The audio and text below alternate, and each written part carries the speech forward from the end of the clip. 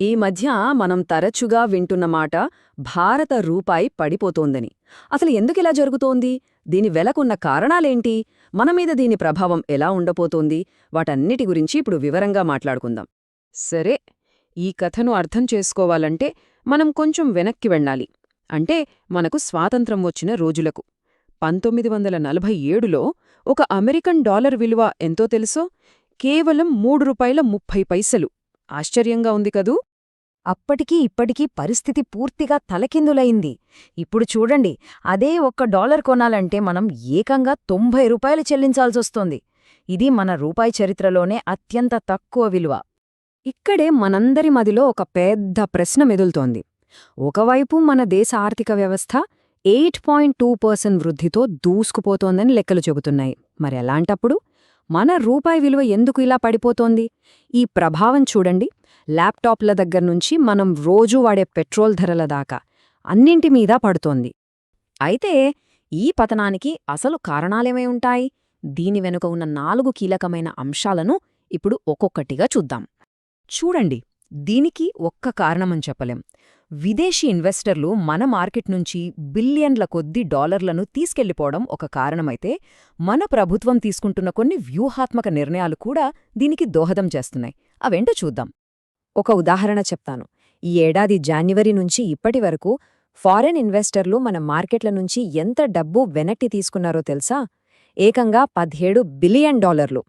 మరి అంత పెద్ద మొత్తంలో డాలర్లు బయటికి వెళ్ళిపోతే రూపాయికి డిమాండ్ ఎలా ఉంటుంది? సహజంగానే పడిపోతుంది.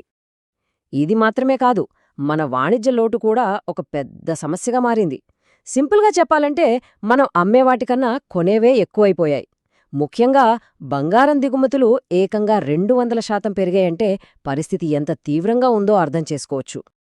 అయితే ఇక్కడే ఒక ఆసక్తికరమైన, ఇంకా చెప్పాలంటే ఆశ్చర్యకరమైన విషయం ఉంది. ఈ పతనంలో కొంతవరకు మన రిజర్వ్ బ్యాంక్ ఆఫ్ ఇండియా ప్రమేయం కూడా ఉందట. ఎందుకంటారా? మన ఎగుమతులను విదేశీ మార్కెట్లలో చౌకగా, మరింత ఆకర్షణీయంగా మార్చడానికి ఆర్బీఐ కావాలనే రూపాయిని కొంచెం బలహీనపరుస్తోందని ఐఎంఎఫ్ లాంటి సంస్థలు భావిస్తున్నాయి. సరే, ఇప్పుడు కరెన్సీ విలువ గురించి మనలో చాలామందికి ఉండే ఒక సాధారణ అపోహ గురించి మాట్లాడుకుందాం. చాలామంది ఏమనుకుంటారంటే, కరెన్సీ విలువ బలంగా ఉంటే ఆ దేశం కూడా చాలా బలంగా ఉన్నట్టు అని. కాని అది పూర్తిగా నిజం కాదు. ఉదాహరణకు జపాన్నే తీసుకోండి. డాలర్తో పోలిస్తే వాళ్ల కరెన్సీ యెన్ విలువ చాలా తక్కువ. కానీ ఆర్థికంగా జపాన్ ఎంత బలమైన దేశమో మనందరికీ తెలుసు. దీన్ని బట్టి మనకు ఏమర్థమవుతోంది? కరెన్సీ విలువకు దేశ ఆర్థిక బలానికి నేరుగా సంబంధం లేదనే విషయం స్పష్టమవుతోంది. సో రూపాయి బలహీనపడటమనేది రెండు వైపులా పదునున్న కత్తిలాంటిది. దిగుమతులు చేసుకునే వాళ్లకు ఇది పెద్ద నష్టం. ఎందుకంటే వాళ్లు అదే వస్తువుకు ఎక్కువ రూపాయలు చెల్లించాలి. కాని మన దేశం నుంచి వస్తువులను ఎగుమతి చేసేవాళ్లకు మాత్రం ఇది పెద్ద వరం. ఎందుకంటే వాళ్లకు వాళ్ల వస్తువులకు డాలర్లలో అదే ధర వచ్చినా రూపాయల్లోకి మార్చుకుంటే ఎక్కువ డబ్బులొస్తాయి. అసలు ఒక కరెన్సీ విలువను ఎలా లెక్కిస్తారు? దీనికోసం ప్రపంచవ్యాప్తంగా ప్రధానంగా 3 పద్ధతులున్నాయి. అవేంటో చూద్దాం. చూడండి, మన భారతదేశం ఈ మూడింటిలో మధ్యమార్గాన్ని ఎంచుకుంది. దీన్నే మేనేజ్డ్ ఫ్లోటింగ్ సిస్టమ్ అంటారు. అంటే మామూలుగా మార్కెట్లోని డిమాండ్, సప్లై బట్టే రూపాయి విలువ మారుతుంది.